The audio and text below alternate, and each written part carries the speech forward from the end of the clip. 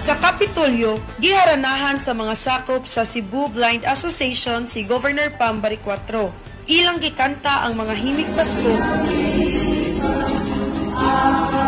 Kini nagpadayag nga bisan pa man sa katalagman, masanagon ug malaumon ang Pasko sa Kapitolyo. Si Governor Pam Baricuatro nagpasalamat sa mga sakop sa Cebu Blind Association nga nagpadayag og kadasig sa masanagon nga Pasko.